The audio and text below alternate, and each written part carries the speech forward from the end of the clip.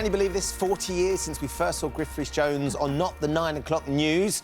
He says this year has been his busiest yet. He's received an OBE, filmed Midsummer Murders and travelled around the UK with his stand-up show all over the place. He's all over the place. And to top it off, he's currently appearing in an adaptation of Dr. Seuss's The Grinch Who Stole Christmas. Griff Rhys Jones joins us now. Very good morning to you. Just found out that apparently your mic might not be working. Jodie, in you come. This is a quick pit stop change. Yeah. Jodie's going to come and re-mic you. Yeah, the Grinch has stolen your mic. I'm Griff. just going to mime my information here. I think we're all right. Can we hear Griff now? We've got you now. That's a good quick change for you. It's like a pit I quite like the idea of doing a whole interview in mime. This would be quite useful, wouldn't it? I'm just trying to think what I can explain about how the Grinch stole Christmas in mime, except that there's a lot of... I tell you what, not a Dr. Seuss would. I tell you what you could do, Griff. You could explain the election in mime. Oh. How would you say everyone's getting on? I think it's more like sort of... Yeah, I think most, but yeah, there's sort of a gesture that everyone can appreciate. As far as I'm concerned, it's more like...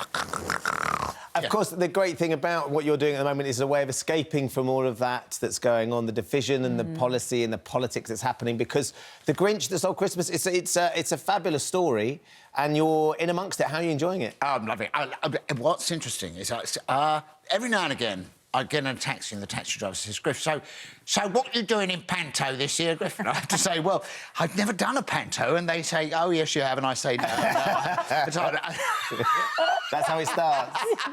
But I haven't done panto, but this... And what's great about this is it's not about... What's fantastic is the kids get so involved in the stories. And because it's Dr. Seuss, do you know Dr. Seuss? Yes, we love Dr. Seuss. Just hold on a minute, guys. Because it's anapistic, which means it's a who? It sounds like a medical Is your treatment, mic not working again? It's like a sort of it's like a 6-beat rhythm. So it's all in this rather clever sort of epic poetry, which actually the adults like. So things like, you know, and the one crumb that he left in the house was and the one bit of food that he left in the house was a crumb which was even too small for a mouse. So it all sort of goes along. Rolls and rhymes, doesn't it? Sort of cleverness that grown-ups love it as well. Does that make it easier to remember, or does that complicate things? No, it makes it, as you can see, even then, as I started off there, I thought, oh, that's one of my favourite lines, well, I've just got that wrong. So I've only got a few days to get back into the rhythm of it, which we'll do, yes. How about Christmas? We've just had a discussion about has wokeness ruined Christmas? Yes. Are we all very anxious about Christmas? Eco-anxiety is on the rise. Are you a full-on Christmas celebrator, or are you a bit grinchy about Christmas? Well, I am. Yes. I mean, my family usually, they arrive 2 days before Christmas, and then, you know, January the 1st, I finally managed to get them out of the house, because I've got that sort of house with a lot of fires in it, you know, and Joe and I run around and you know, it's like a sort of hotel business. Oh, that I always think it's wonderful when your children grow up and your son is 34 lying, and you go in, would you like a cup of tea? And he says, oh, yes, please, and you go off and you finally think, no, this isn't right. But, of course, when you're in the theatre, you have a different view of Christmas, which is the one day off. I have to admit, I was in Oliver a few years ago, and I thought, there's a sort of irony here, because in Christmas Carol, of course they say, Scrooge says to Bob Cratchit, he says, you know, you're going to have a day off. I hope you'll do the extra day for me, as the epitome in 1838 of the very worst Christmas behaviour.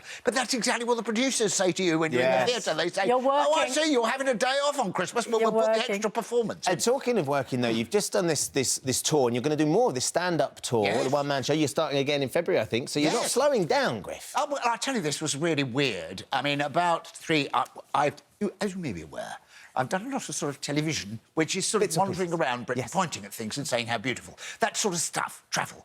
And the thing was, when you're in television these days, you may find there's sort of 12 executive producers who all have opinions about what you should say. And I found... I've begun... You're looking off for a little bit of safety there, Susanna. Most of them are in my ear right now. Say no, but say, quick, get rid of him. But the truth is, if you're on stage, what joy. I can say entirely what I like, and I don't even have Mel saying you're not going to say that anymore, you know. No. And 40 years since Not the 40 years since Not the 9 O'Clock. I thought it was going to be a big year. I was looking ready for it, and then it's like being in Arnhem and finding out they're celebrating the Somme. It's 50 years. It's 50 years since Monty Python, so we've been wiped out. You know, oh, no. What happened to all the celebrations, all the people marching up and down the thing saying, not that I'd... But no, they didn't. Well, we're celebrating it. Thank you. Give it 10 years. We'll do the 50th. Yes, Everyone will be exactly. going mad for the 50th. Yeah, we'll see who's still here. How old will the newspaper say you are by the time 10 years comes Oh, yeah, around? because you had an issue, didn't you, on your birthday with the paper of record? I did. There was as you know, there's a famous newspaper which will remain nameless, which gives people's birthdays. Is that the I opened it Times? with great excitement. Yes.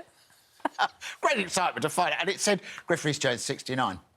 And since I'm only 66, it's bad enough being 66. Having to send them, you know... People believe the Times. And my lawyers are now dealing with it, you know, because I think there's a lot of money in this. I mean, talk about it's bad enough trying to find work when I'm playing an old dog in a musical. Yeah, but next year you're going to get so many people celebrating your big 70th. Absolutely. Indeed. I hope so. Griff, thank you so much for coming in. I'm sorry to have more time. And we didn't even get to talk about your gritter. Oh, no, I'm just going to mention this. I want to thank everybody in Ipswich, because I did a show the day before yesterday. We did a show for each, and I've got all my friends, Lee Mack and Rory McGrath and Angus Dean and Al Murray and Rick Wakeman, and we did a huge show, and I arrived on what has been my biggest birthday treat, which is they've named a gritter after me in Ipswich called the Grit Rhys Jones. There you go. That's the gritter there. See? That's me arriving in the gritter for You the know show. you've made it when you've got your own gritter. Well, it was such a treat. They said, do you mind? I said, not at all. They said, OK, well, here are the keys. You can start on Wednesday. Because you need another job. Great to see you, Griff. Thank you, Griff, for coming in. so much.